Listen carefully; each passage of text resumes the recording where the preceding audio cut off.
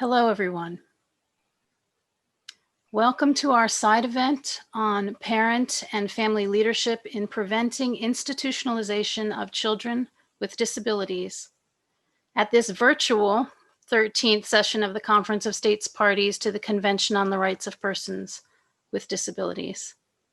I'm Genevieve Fitzgibbon. I'm the Deputy Director at Keystone Human Services International, and we are so pleased to be joined today by Shona Equip, Spoon Foundation, International Social Services, Auto Representante, Advocacy Group from the Republic of Moldova, and the Vietnam Ministry of Labor and Social Affairs, along with co-sponsorship on this event by Inclusion International and the International Disability Alliance. We're delighted to have all of you here with us. Before moving into the discussion with our distinguished panelists today, I'd like to share some general housekeeping guidance with everyone. Attendees will have their microphones automatically muted during this event and cameras turned off. We will ask our panelists to keep their microphones on mute until it's your turn to speak. Panelists will be spotlighted as they speak, and you should always be able to see our sign language interpreters as well. If you cannot see the sign language interpreters and the spotlighted panelist at the same time, you may not be working from the latest version of Zoom and may need to update. The chat, I believe, may be open only to panelists today. In any case, we will use that to share information from the panelists to the attendees. So please watch there for information from our panelists and from our support team throughout the event today. If you have any questions for our panelists, we would love if you would post them at any time in the Q&A box, which is in the black navigation panel at the bottom of your Zoom screen. We will do our very best to leave some time at the end for discussion, and we'll be addressing your questions to the panelists at that time. Captions for this event are available by clicking the CC button and the show subtitle, which is also found at the bottom of the Zoom screen in the black navigation panel. So on behalf of all of us, please let me extend our gratitude to our CART provider, our sign language interpreters, particularly throughout this event for your support. I want to let everyone know that the session today is being recorded. It will be made available on the UN Web TV channel in a few days' time, as well as on Keystone Human Services website and social media channels. We ask that you please follow the conversation today on Twitter at Keystone_KHS and use the hashtags COSP13, that's COSP 13, also hashtag CRPD, and hashtag strong families. So today we have an excellent panel of speakers from Africa, Europe, Asia, and North America. I will be introducing each panelist individually as we go through the session today. Before turning over the floor, I'd like to share a few words about Keystone Human Services.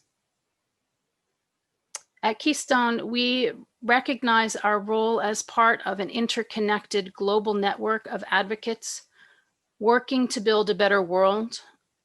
And we take an active stance against segregation and marginalization, pushing for inclusive practices across all sectors of society.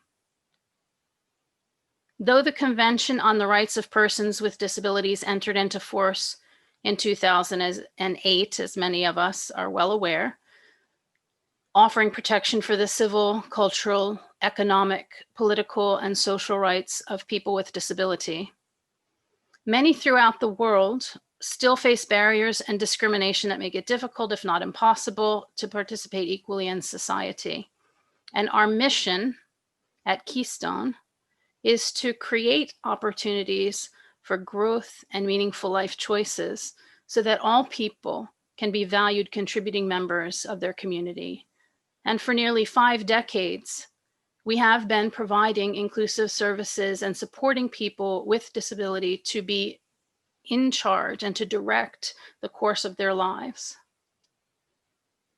Our focus at Keystone is about creating opportunities for connectedness, fostering inclusion and a sense of belonging for people who far too often are still living lives less connected, even completely segregated from community. And our work is informed by advocates with lived experience, as well as families of children with disability. So by drawing on the experience of parents, advocates, NGOs, and public officials, this side event will invite discussion on how, through strengthening families and tools for prevention, societies can reduce the number of children being institutionalized. As countries seek to uphold their obligations to the CRPD and approach care reform for children with disabilities, the end of institutionalization will only be successful if reforms include preventative measures and family strengthening efforts. And so with those remarks and without further ado, I would like now to introduce Sue Swenson, who we are so pleased is joining us today. Sue is the president of Inclusion International. She became involved with advocacy work because of her experience as a parent of a child with disability. Sue has previously been appointed to disability leadership by 2 separate White Houses, serving under the Obama and Clinton administrations. She is an indefatigable advocate for improving the lives of people with disability around the world. We've asked Sue to make opening remarks today and also to share some concluding observations as we wrap up. So Sue, thank you for being here with us today. The floor is yours, and let's go ahead and switch the spotlight. Thank you so much, Sue. Thank you, Genevieve. I am very grateful for the invitation to be here. Nothing means more to me than supporting families who take on often quite difficult tasks. I once wrote a little note and I described what our life was like, and I said, you know, once I write it down, it looks impossible. But of course, it wasn't impossible on a day-to-day basis. We loved having Charlie in our family. It was difficult. Charlie was born in Minnesota and raised there until he was a teenager. I benefited from a training program for parents and people with disabilities called Partners in Policymaking. It was started by basically a minister of human services in Minnesota who was himself a parent and wanted to make sure that parents understood the policy implications and would come to the legislature and advocate for good things for their sons and daughters with disabilities, rather than coming and advocating for more money to go into the institutions, which is where we were at the beginning. Now, thousands of people have been trained by Partners in Policymaking in the United States. The core of the curriculum is available online. If you look at the Minnesota Developmental Disabilities Council website, you can find free curriculum there. It's pretty good. A lot of the issues that were taught to me are going to be covered by our speakers today. And I'm very glad, because these are the core issues. The other core issue, though, I want to talk to you about is the role that families play when they understand human rights. Too often, I believe, we think of human rights as something that only governments are responsible for. And we don't understand that human rights are something that each of us as humans are responsible for. And how we treat other humans really matters. It's how we look at people when we're out in the community, how we speak with people, how we support people.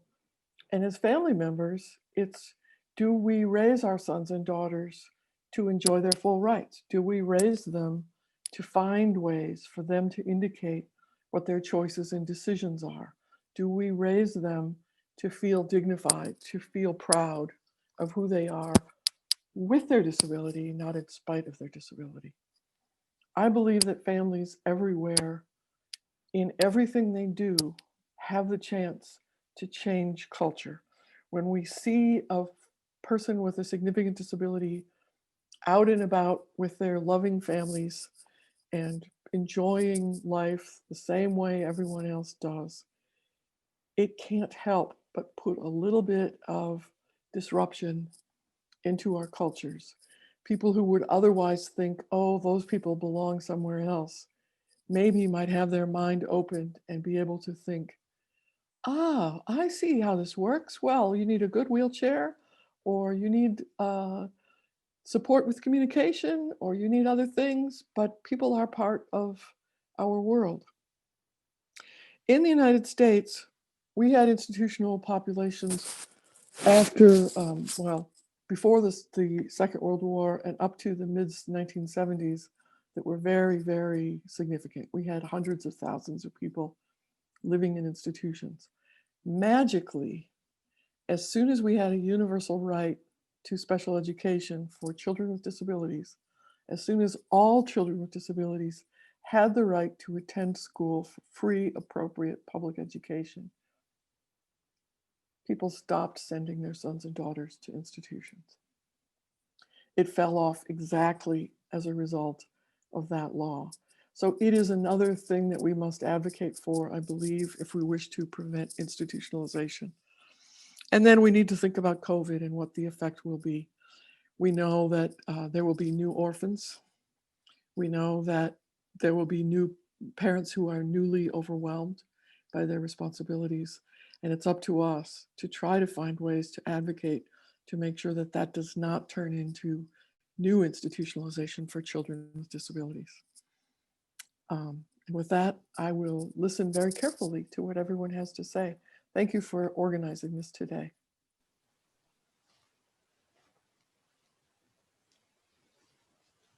Sue, thank you so much for those opening remarks and for grounding this event in the core focus on the advocacy work that we're all collectively involved in. And at this time, I would like to turn over to Madam Rosalie Ouedraogo from Burkina Faso. Ms. Ouedraogo is a foster parent taking care of 2 children with disabilities. She's the head of the Association of Foster Families in the province of Kédougou, which is the capital of the country in which it is located. That's where the capital city is located, in that province. As an advocate for the well-being of children with disabilities, she is a member of the steering committee of the International Social Services Project in Burkina Faso that promotes family care for children with disabilities. Ms. Ouedraogo is making her intervention today via a pre-recorded video. But in our panelist slate, Marie Jenny is here with us to answer questions at the end about the International Social Service Project in Burkina Faso. Marie works for the International Social Service General Secretariat based in Geneva, in Switzerland, and she coordinates the program, A Better Future is Possible. And in other partner countries besides Burkina Faso worldwide, where they're engaged, promoting adapted care and giving a chance to children with disability living in residential care to grow up and to thrive in a family environment. So we will now turn to Madam Ouedraogo.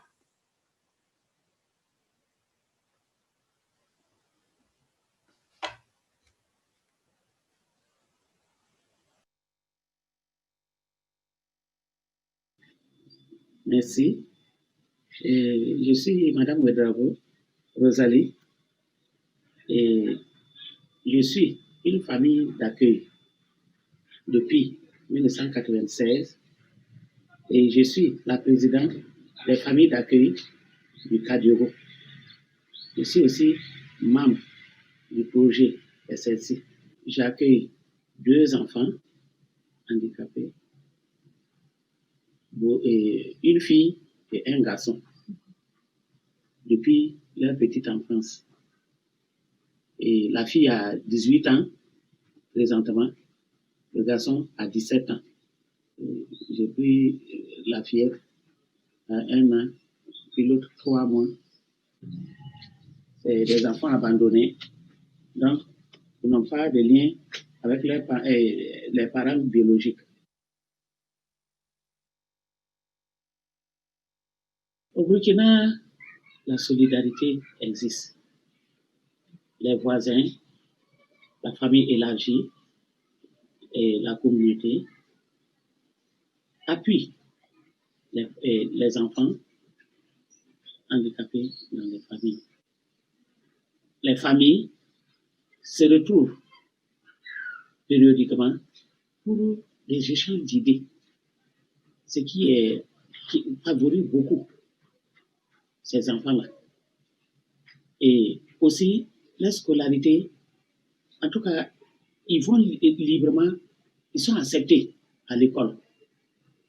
Ils ne sont pas rejetés. Tous les enfants sont traités du même pied d'égalité, pourvu que le parent puisse amener son enfant à l'école et qu'il puisse le prendre en charge, la scolarité. C'est la venue du projet même SSC au Burkina. Un autre futur est possible. Ça définit tout. Ça veut dire que ces enfants-là peuvent espérer.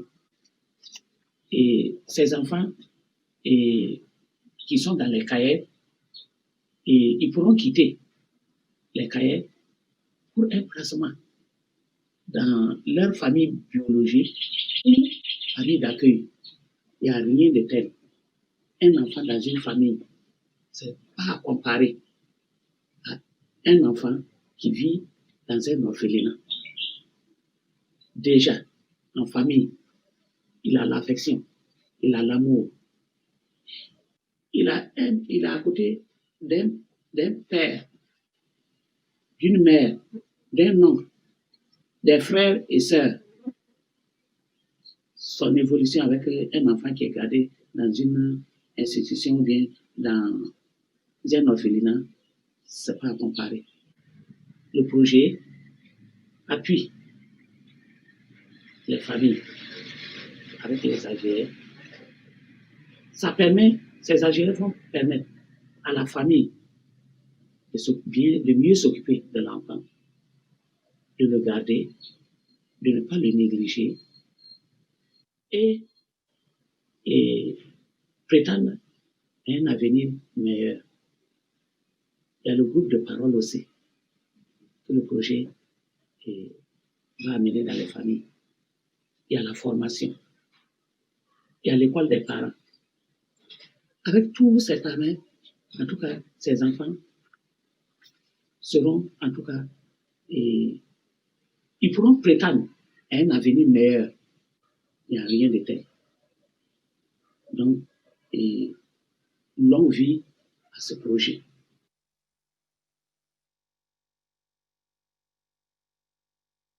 Si je dois faire une proposition à cet endroit, je dirais que un recensement de ces enfants handicapés par les autorités locales sera la bienvenue. Si je dis le recensement de ces enfants, parce que ces enfants sont cachés dans les familles. Ils sont cachés dans les familles. Et lors des visites, l'enfant n'est pas présenté. Il faut bien qu'on sache la présence de cet enfant pour pouvoir le prendre en charge.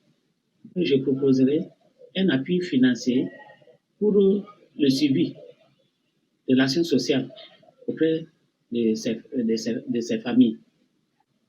Si il y a le carburant, je ne vois pas ce qui va les empêcher encore de pouvoir faire le travail.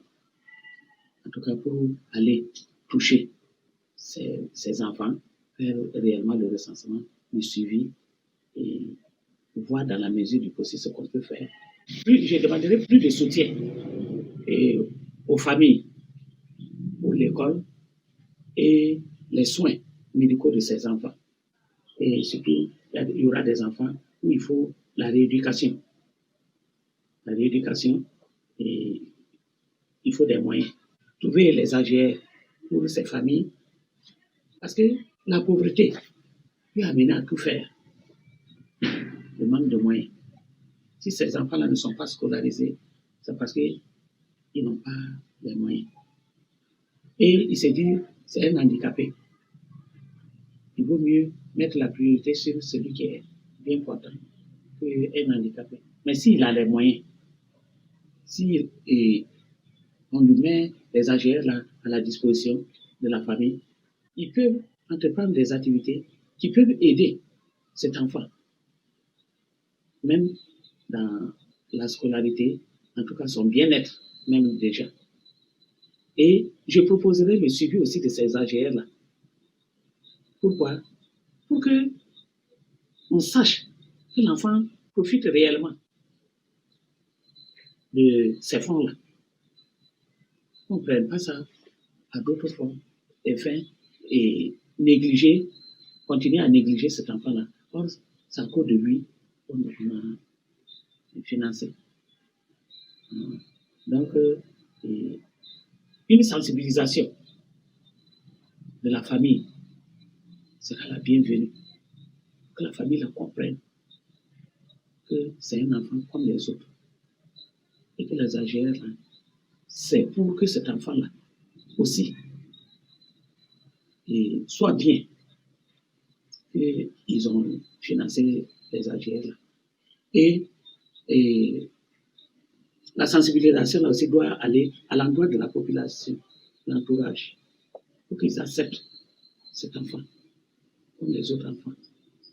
Parce que c'est un être humain, il est comme les autres. Donc si la famille est sensibilisée, si la population est sensibilisée, je crois que l'enfant il sera bien. Et il y a des handicapés qui sont mieux même que les enfants bien portants à l'école. Et en tout cas, on en a vu. Et il y a beaucoup aussi qui travaillent. S'ils n'étaient pas allés à l'école, ils ne vont pas avoir ce poste. Donc, je me dis, en tout cas, beaucoup reste à faire. On ne doit pas se limiter aux apports des voisins, des familles, des familles élargies et des bonnes volontés et qui ne peuvent pas tout faire. Donc, les autorités doivent mettre la main dans la pâte. C'est ce que ma proposition pour le bien-être de ces enfants. Et il veut dire que cette maladie, en tout cas, a touché tous les pays. Et au Burkina aussi, nous vivons difficilement.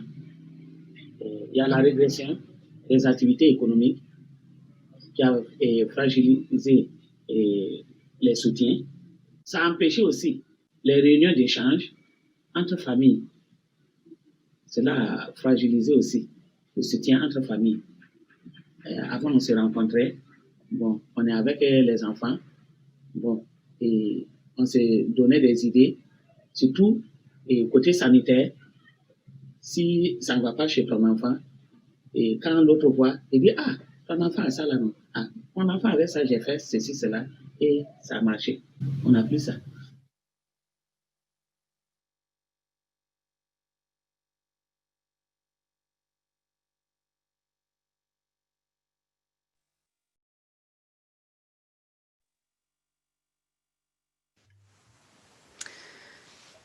Thank you, Madam Ouedraogo, for this intervention and for your excellent work. It is so true that we have much work yet to do, but I am really appreciative of leaders such as yourself who are showing us the way to work together to accomplish these goals. And I want to extend also a thanks to Marie for coordinating and for being with us here today behind the scenes to take any questions. So with that, I will now turn to Marin Andronaci, who is involved with the Auto Reprezentanti Advocacy Group in the Republic of Moldova, and is someone who I have known for many years now. Marin will introduce himself and his advocacy work. He will be speaking in Romanian and will have back and forth interpretation support provided by Natalia Kojukaru, who is not an interpreter by profession, but who is quite skilled at it in any case. Natalia is part of the team at Keystone Moldova, and she has been deeply involved with the advocacy work that has been strengthening throughout the country in recent years. So thank you also, Natalia, for your support. And Marin is also joined by Ludmila Yalba off screen, but who Marin suggested that I mention today because she supports Marin in various aspects of his life and as he requests and as he directs. But they've been working together for a number of years, learning from each other, supporting each other truly. And Ludmila also brings some personal experience to the perspective of her work in that she is a parent of a young adult with disability. So I will remind us all that the sign language interpreter will only be able to interpret the English spoken word coming from Natalia's interpretation of Marin's intervention. And so there will be a pause in the sign language while Marin is speaking, just to be clear why that is happening. So with that, Marin, the floor is yours.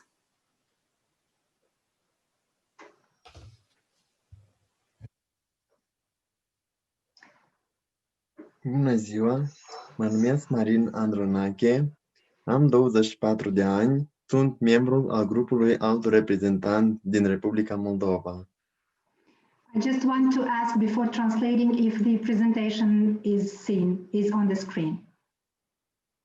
Yeah, okay.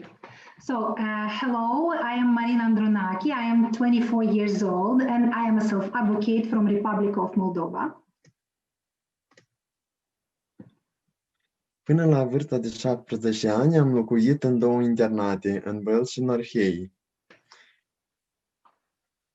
Nu știam că am drept la familie, nu visam la propria familie, nu am învățat să fiu tată sau soț. Since my birth till 17 years old, I lived in 2 institutions. I didn't know I have the right to family. I didn't even dare to dream about my own family. And I never had role models of a husband or a father.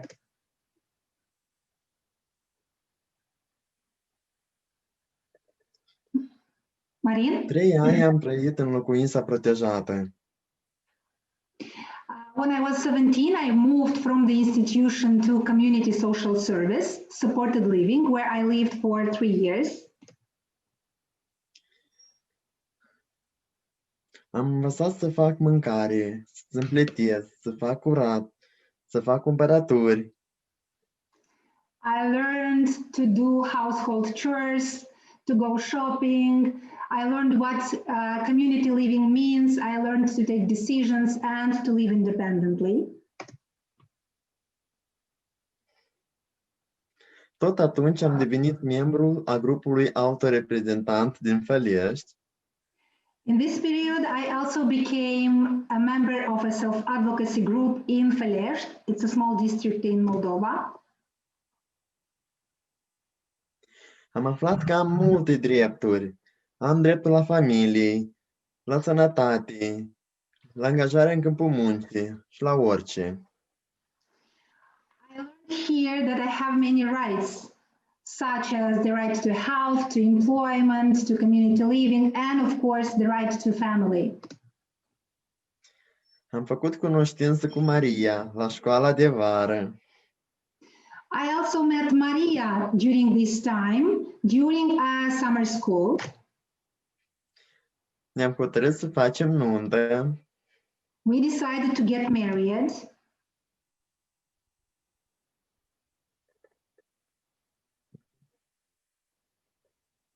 Ne-am mutat la casa noastră, suntem gospodari.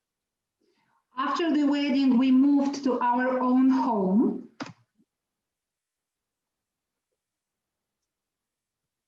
M-am angajat în câmpul muncii ca să-mi pot să întrețin familia și să am grijă de gospodăria mea. I also got employed in order to be able to take care of my family and to pay for utilities. Visul nostru era să avem un copilaș. We had a dream to have a baby. Eram foarte fericit când Maria era însărcinată. I was very happy when I found out that Maria is pregnant. Dar nu eram pregătiți, ne temeam de medici, ca să nu ne spună să facem abort, ca să nu facă abort, ne temeam ca să nu descurce, Okay, lasă-mă să traduc, Marin. But we were not ready. We were afraid of doctors. Nu știam. Because we are afraid they can tell us, get rid of the baby. Since you have disability, you may not be able to take care of your child and to raise the child. Nu știam ce înseamnă sarcină, unde trebuie să ne adresăm, ce trebuie să facem. We also didn't know what a pregnancy means, when to go to a doctor, is Maria allowed to take several medicines or not, what to do when the baby is born, and many, many other questions. Am primit suport din partea grupului de autoreprezentant, din partea direcției, din partea Keystone și oameni din jur. But we received a lot of support from Social Assistance Department. We have now a personal assistant for our daughter. We also have been assisted by Keystone Moldova, by the support person of the self-advocacy group, and by people from the community. Am învățat să fim părinți, chiar din ne-a fost greu. We learned to become parents despite all the difficulties. Acum suntem fericiți. Îmi dorim ca Evelinca să crească mare, să fie sănătoasă, să meargă la școală și la grădiniță. Chiar eu n-am fost la grădiniță și la școală.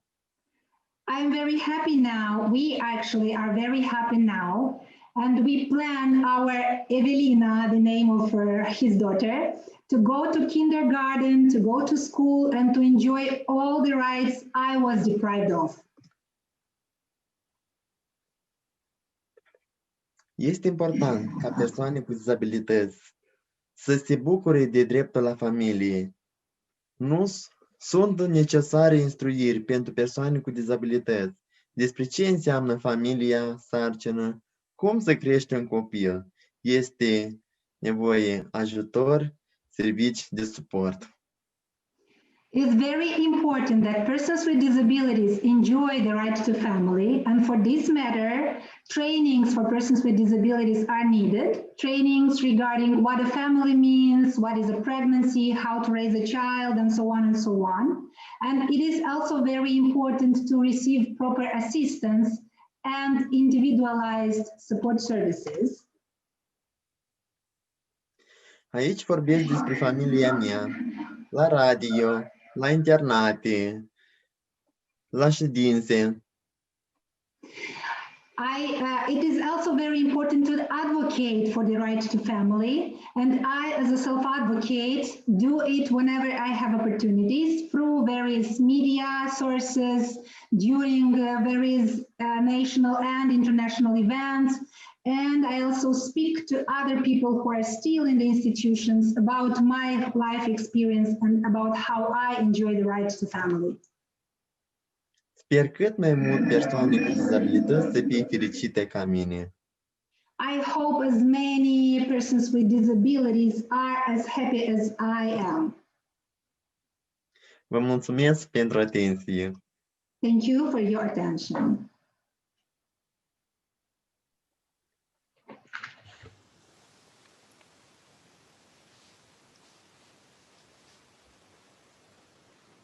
Marin, mulțumesc. Thank you so very much for that intervention, for sharing about your life. Congratulations on your family, but also thank you for your leadership and for helping us remember what is possible, not only when we work together, but when we have appropriate high expectations of each other, of our children, of our community. So just thank you so much. Mulțumesc foarte mult. I would now like to turn to Michelle Rudzinski. Michelle is a co-founder and executive director of Spoon. With a background as a pediatric speech language pathologist specializing in the communication and feeding of children with severe disabilities, Michelle has served in a variety of roles at Spoon since its inception, including program director, director of feeding and disability programming, and deputy director. She is the mother of 2 daughters. We are pleased to have you here with us today. Michelle, the floor is yours. Thank you, Genevieve.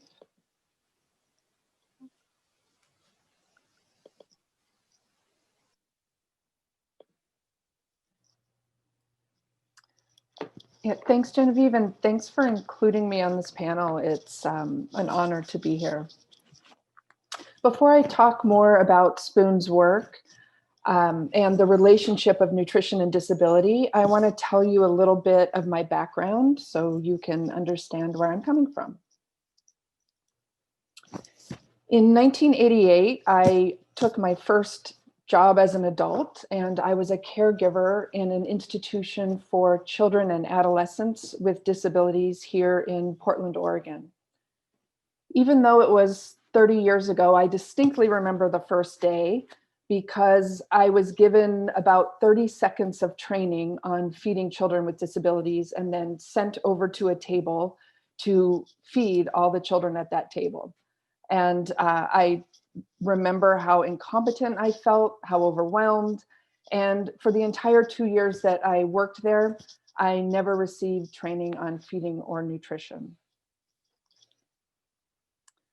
So that inspired me to go back to school and get that training. I became a speech language pathologist and spent 2 decades working with people with significant disabilities, mostly with feeding. And so I worked closely with their caregivers, their mothers, fathers, grandparents, foster parents. And here's what I took away from that parents know their kids best. In particular, when a child has high needs around their care, the caregiver develops a very strong bond with them. They're very attuned to their child's needs and they know what they need. Often they just need training in order to keep their child with disabilities nourished, healthy, and with them in their family where they almost always do best.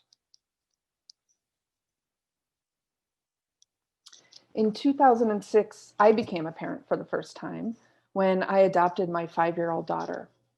She had disabilities and was also severely malnourished.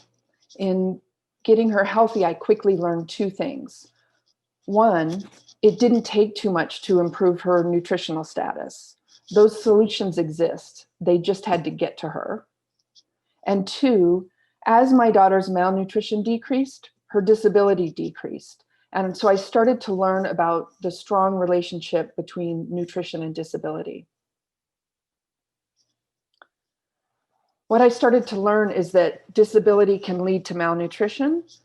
Malnutrition can also lead to disability.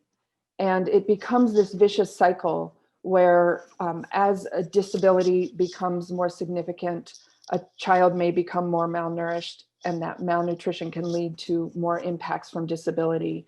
And so it just becomes hard sometimes to know which is causing which. We also know that children with disabilities are 3 times more likely to be malnourished and twice as likely to die from malnutrition. And when they are malnourished, children with disabilities are not going to be able to reach their full potential in any other area: education, rehab, health, family life, overall quality of life. And here's the thing, like I learned with my daughter, it's all about access. Children with disabilities aren't always included in community nutrition programs. And when they are included, the programs aren't always adapted to their unique needs. So this is why in 2007, I co-founded Spoon with another mother of a child with disabilities. Our mission is to nourish children who are highly vulnerable to malnutrition by empowering their caregivers. And we focus on two underserved populations of children: children with disabilities and children outside of family care, many of whom have disabilities as well. Too often, children with disabilities are separated from their families and sent to residential care, where their nutritional needs are not met in a better way. In fact, Spoon has found rates of malnutrition for children with disabilities in residential care as high as 92%. In response to this inequity, Spoon's overall goal is to transform policies and practices in nutrition and feeding care for children so that they receive optimal feeding and nutrition and have a greater chance to stay in or return to families and communities where with training their needs can be better met. Spoon focuses on developing capacity in nutrition and feeding in family preservation programs by providing training, tools, and resources for children with disabilities to prevent family separation. In reintegration programs by supporting efforts that place previously institutionalized children in families to help them remain in family care and thrive. And in institutional care. Spoon creates programs that address the unique feeding and nutrition needs of children living in institutions to get them ready to transition back into family care where we know their needs are met better. This focus on nutrition is more important than ever due to COVID-19. COVID is increasing the risks of food insecurity and family separation, while at the same time cutting parents off from the external supports like medical care and nutritional supports that they need to care for their children. An example of Spoon's work in action is the work done at a community program in Zambia for families of children with disabilities. Faith here is a 7-year-old who came to that program. She has cerebral palsy, and because of lack of nutrition, she was the size and weight of a 3-year-old when we met her. She frequently choked and spit up all her food, so her grandmother came into the community program seeking help to learn how to better feed Faith. Spoon's partners used Spoon's app called Count Me In to assess Faith's growth, anemia, and feeding skills. And then they used that information to guide Faith's grandmother to alter the food to make it more nutritious and easier to eat. And they demonstrated how to position her and provide support so she could safely and efficiently swallow the food being offered. Faith quickly learned to take in far more calories in far less time and without choking. And her grandmother was empowered. Her nutritional status improved over time, which we were able to monitor through Count Me In. We've worked with thousands of children like Faith around the world, children whose nutritional needs are holding them back. So when we talk about the full inclusion of children with disabilities in society, it's imperative that we consider nutrition. Access to good nutrition gives them the best chance at optimal health. Access to good nutrition and nutritional supports means children stay living in their families where they usually do best. It gives them a chance to learn best and grow best. Because of this strong link between nutrition and disability, it's critical to ensure that children have optimal nutrition if we are to realize the full implementation of both the Convention on the Rights of People with Disabilities and the Sustainable Development Goals. The SDGs Leave No One Behind focus means that SDG 2, to end hunger, achieve food security, and improve nutrition, must become a reality for all children, and that includes children with disabilities. There's clearly a lot of international agreement on the rights of children with disabilities, but it's never been more important for us to do better. Here are some ways we can all work towards this. Service providers need training. Families need support. Nutrition support should be included in deinstitutionalization programs so more children with disabilities can leave and stay out of residential care. And there remains an overall need for inclusive services and nutrition so children have a chance to grow, thrive, and reach their full potential. Thank you so much.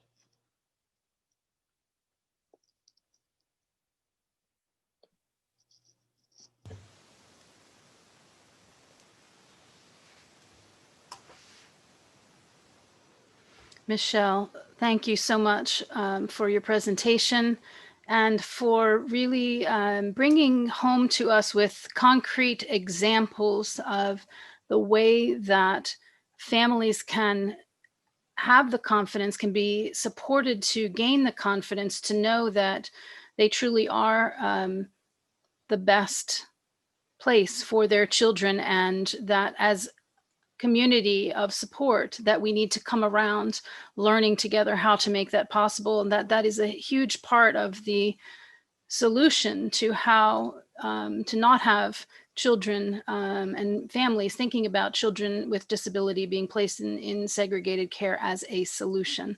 So thank you for the excellent work of Spoon Foundation, for all that you are doing, and for being here with us today.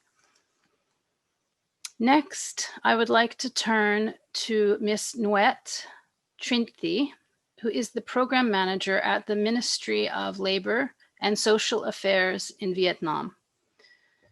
She has a rich history of advocating for children living without family care in Vietnam and serves as the main liaison and coordinator of International Social Services and Spoon's A Better Future is Possible program. Ms. Trinthi will be making her intervention by a pre-recorded video, and we now turn to her. Thank you. Hello. Hello everyone. My name is Nguyệt. I'm the officer of Social Protection Department, Ministry of Labor, Invalid and Social Affairs of Vietnam. I'm very happy to have a speech to you today. I want to say thanks to Spoon Foundation to invite me to join the conference on strengthening families and preventing institutionalization of children with disabilities, stories from countries in transition. And today I talk to you about the story in Vietnam. You know that Vietnam has very huge population. It's about 97 million people. It's ranking 14th in the world. And we also have about 60% of people who living in the rural and mountains areas. Vietnam has about 54 ethnic groups, of which 53 groups are ethnic minorities, and many of them live in the poverty rate and in the remote and mountainous areas. It's very difficult to access our services. Yeah, and it's about 11.3 million old people, 6.2 million disabled people, and 1.5 million children with special disadvantaged conditions. Yeah. So with a very huge number of people with disabilities, and especially for children with disabilities, Vietnam government try our best to give the better life for children, especially children with disabilities that who live in the social protection centers. So the government support the children that who don't have any relatives and they live in very difficult circumstances to live in the social protection centers. And we also support for the people that if they support and feeding the children in the community. They also receive monthly allowance. So our government know that the children will have a better life if they live in their own family. So we always support for the children who live within their family, and especially we can find the way for the alternative care or kinship care or daycare for the children. So it's really important. And how we do it, I want to say thanks so much to Spoon and ISS to support for Vietnam. Through ISS, a better future is possible project. We also choosing some province to do the pilot, and within that we choose about the two social work centers to do the pilot for us, and we plan next year to build reintegration support teams to pilot the integration of children with disabilities in institutions with their families. And it's very lucky that now we also have very huge number of social workers who work in the community. So the social workers will support and work with their social protection centers to see the needs of children and to search the family, the zero family in the community. So after that, we make the plan for the children and prepare all the skill and the information for the children when they're ready to integrate into the community, and the social worker work with us during the time, during the process to support for the children. And we also work with Spoon project. We are training the master trainers on nutrition feeding topics using a digital app called Count Me In, supporting the trainers to disseminate training institutions. We have trained 6 master trainers to train the staff and caregivers in institutions in Hanoi and Ho Chi Minh City on how to assess and address the feeding and nutrition difficulties for children with disabilities in their care. The master trainers are currently evaluating previously trained institutions and identify the areas to further capacity development and providing specific training and coaching to meet their needs. With the support of ISS and Spoon, our caregiver now gain so much information and also the skill to work with the children with disabilities in both social work field and also nutrition, and also the way how to interact, how to work with the children with disabilities. And I also have chance to visit the SPCs after the training.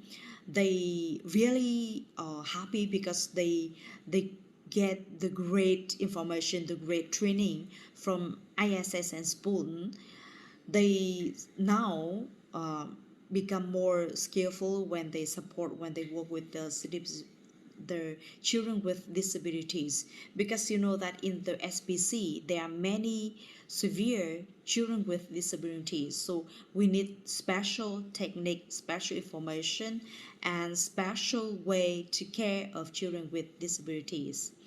And one of the caregivers shared with me that after the training of Spoon Foundation about their nutrition care, they change the way to feeding the children, to do the massage for the children, and also the way to interact with the children. They see that their children improve so much. Yeah, so much. Yeah, you know that I also sent some picture and also the interview of the caregiver for the Spoon, so maybe I can share with you again if you need. But I want to say thanks so much to Spoon and ISS or support for the SPCs in Vietnam so much. You know that our situation that we also have many challenges during the process to support for the children with disabilities to integrate into the community, and also to strengthening the family cares for the children. We have very poor quality of social work educators, as social work is very new in Vietnam. The government just established and also approved the degree 32 in 2000. So it's only about 10 years for social work in Vietnam. We also have very poor training materials and lack of comprehensive, systematic, and well-interlinked database of social protection. So we need the support of the NGOs and also in some experts, international experts in social work and nutrition for the children in SPCs and the children in the community also, especially for the children with disabilities. So I hope that we can get more the support, the technical support, and also learn more the experience in taking care of the children with disabilities and how to strengthen family care, and also preventing institutionalization of children with disabilities. Yeah, so we hope that we can have more opportunities to learn the experience from other countries and receive the support of SPOON and ISS. So I want to take this opportunity to say thanks again, ISS and SPOON, and I hope that we can have more opportunity to learn and to share from each other. So thank you so much. Thanks so much for the listening.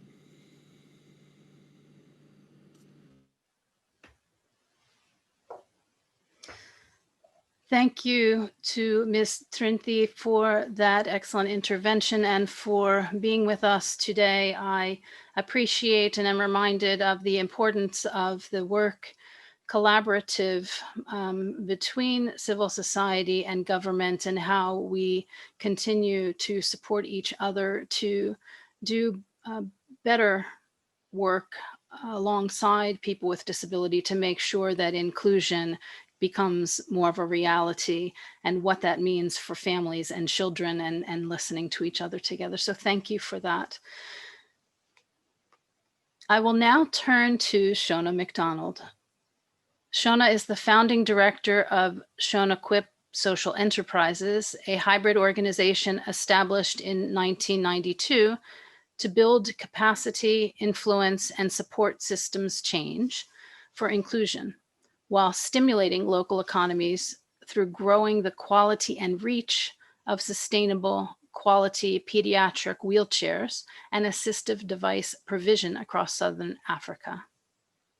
Her life's work and the organization's origin was inspired by her daughter, who spurred her lifelong commitment to address the lack of appropriate equipment, holistic support services, parent empowerment, and adequate policy for people with mobility disabilities, with the aim to better ensure inclusion in school, at work, and in all aspects of community. So Shona, thank you for being with us today, and the floor is yours. Thank you. Nice to be here, and thank you for inviting me. I'd really like to start just a quick introduction. I have 3 daughters, and one of them was born with severe disabilities. And my first advice was to put her in a home and have another baby. And this really sparked a long journey. So if I could just show a quick video of our work in trying to change that story. And then I will go on to explain the details behind the work we're doing.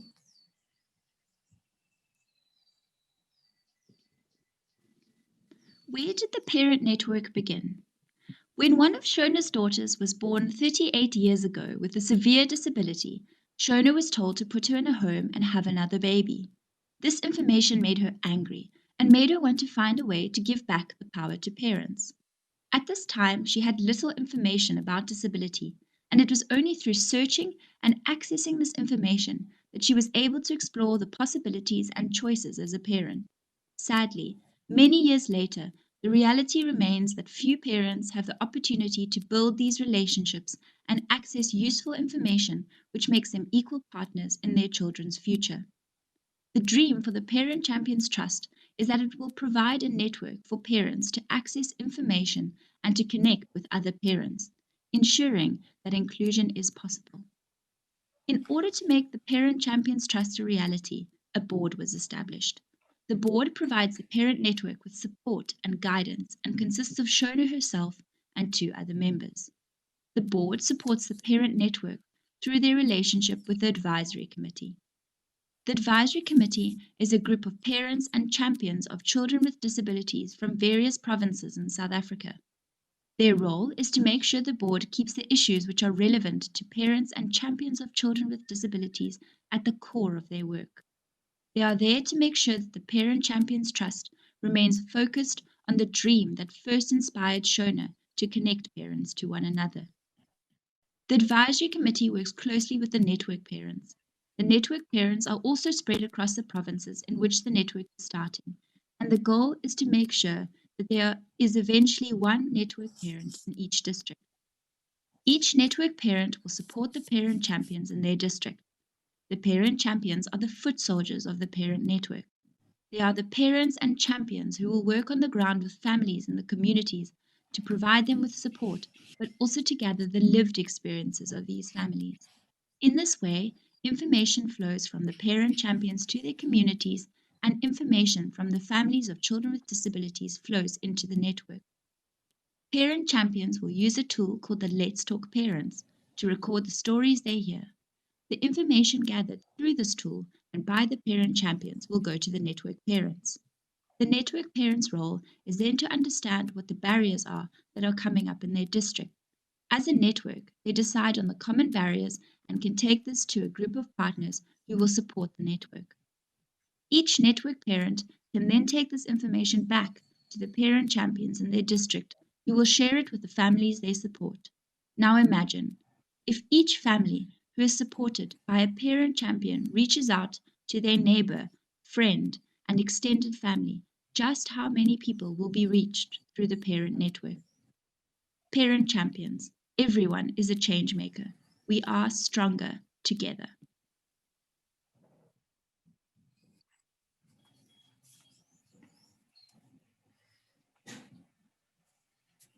Thank you. So I'm just going to go through a few slides that give the background to where this work fits within all our other work. Do you have the slides for me?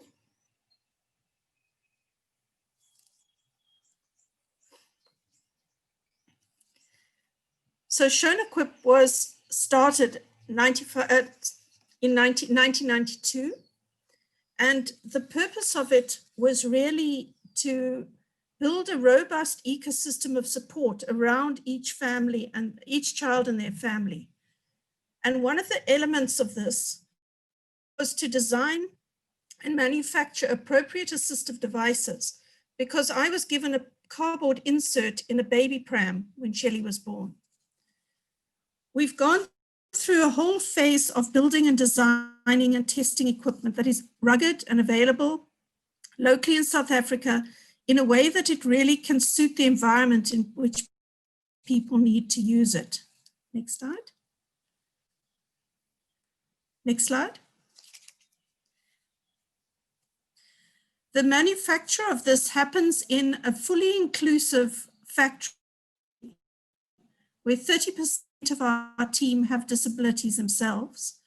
And we focused on ensuring that in Africa, we can start changing the dynamic of quality, that products designed and made in Africa should be equal in quality and as useful for people here as in anywhere else in the world. So we've now organized our ISO certification, CE certification, crash testing, and most importantly, ensure that these products go onto a national tender and are available to anybody through the National Health Services through the local hospitals, and that the support we need, sorry, next slide, the support that people need to use this equipment is readily available wherever they're living.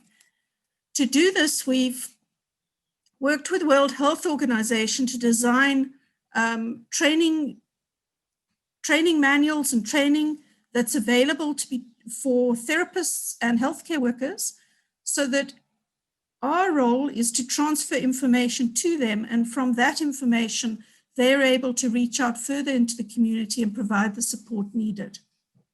So outreach services, training around wheelchair positioning, prescription, follow-up and fitting is now right across South Africa and reaching into 7 other neighboring countries. Thank you. Next slide. But seating and wheelchair services and equipment is only one part of the ecosystem of support that a child needs and their family needs if they're going to really be included in their community. The most important other elements to make sure this happens is designing, we've packaged it into 4 main pillars. The first one being addressing the barriers and the perceptions around disability. And we do this through programs that call disability dialogues, engaging in community to spread information and services around shifting the conversation around disability. We also obviously work in the seating services, which link to families, to hospitals, to private therapists and community workers. We've built an inclusive education program that builds the skills and confidence for early childhood development teachers to turn their ECD centers into inclusive ECD. And that's a program called Indina Gona.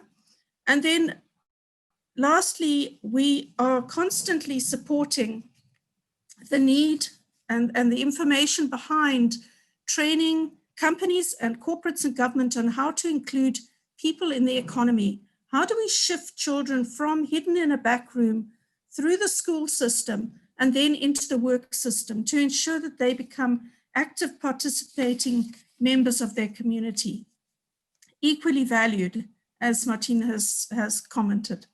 Next slide, please.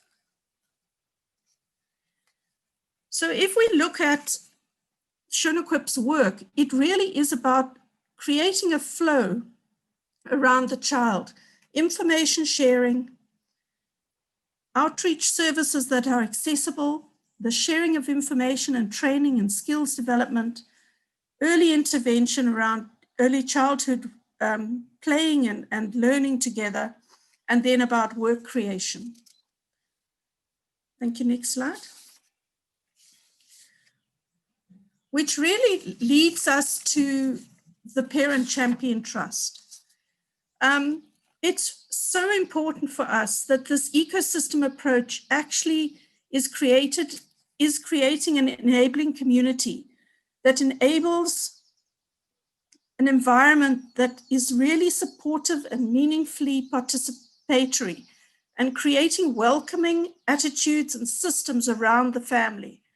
Without support, families will be tempted and in some cases forced to seek institutionalization. I can see back in my own life why I didn't choose it.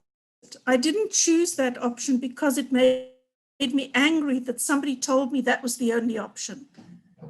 But I think for many people, it's seen as a way out. It's better than struggling alone without knowledge, feeling like the professionals are the only people that hold the information that you actually as a parent need to do your job better. It shouldn't be a better solution. It shouldn't be the only way out. We should be looking at how to find ways to empower parents to actually hold that knowledge, to be confident, to have their children together with them at home. Next slide.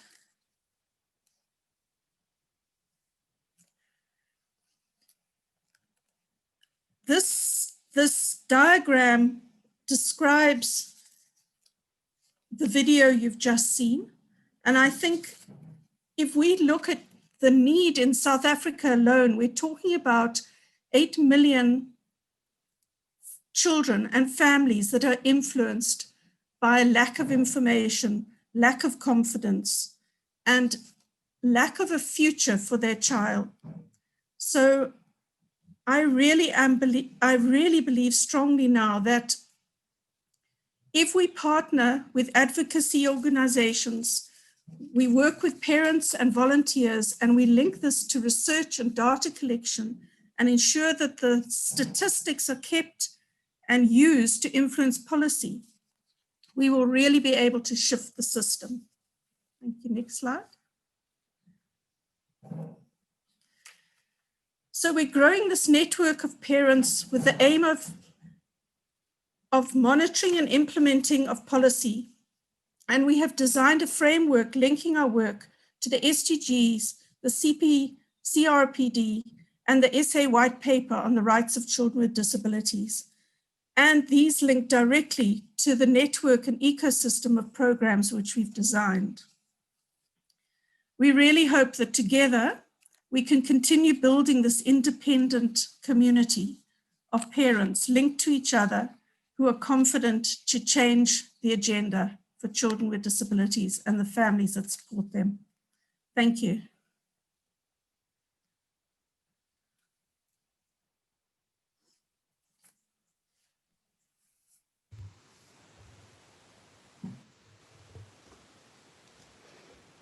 Shona, thank you so much for sharing about the excellent work of you and your team, and again, reminding us what is possible, what we should all be aiming for, and so grateful that you are here with us today. I'm looking at the time, and we've had a few really interesting questions coming in at us, but I am worried. I know people have other sessions to go to, and I don't want to run over. And I do want to leave a couple minutes for Sue to make some concluding remarks. So what I'd like to say is if our IT department could just bring up the full panel. I'm going to make a couple comments and then turn it over to Sue, but if you wouldn't mind to have our full panel to join in Spotlight.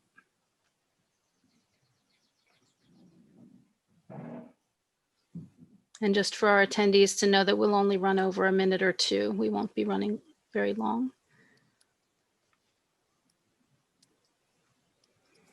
So as all of our panelists are populating, I'm just going to let everyone know that a couple of the questions that came in, I'm going to ask each of you if you might reply to offline and to communicate your contact information in the chat if you wish, or we can connect you with those individuals who were making the questions. But just for all to know, a question came in wanting to know more from Marie about the collaboration and the work with the government in Vietnam and how that works and how you're making all of that happen. So we'll put you in touch with that attendee. And also there was a question that came in for Marin, really wanting to know more and have more time to hear from you about your advocacy work. So again, we'll make sure to share ways to be in touch and to address questions that came up. So with that, I'm going to thank all of you again so much for your time being with us here today in this important discussion. And I'm going to turn the floor back over to Sue for some concluding remarks today.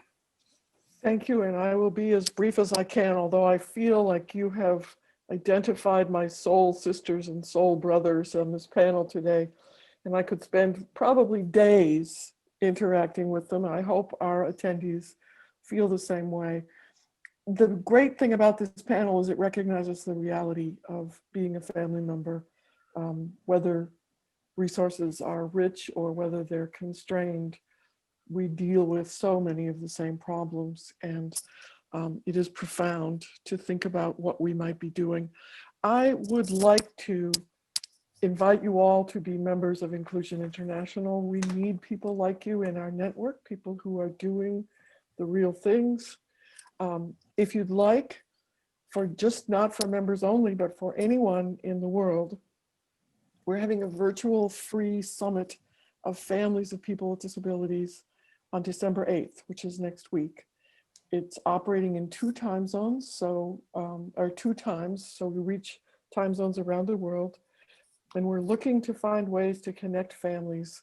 And that includes everyone. It includes parents of children with disabilities.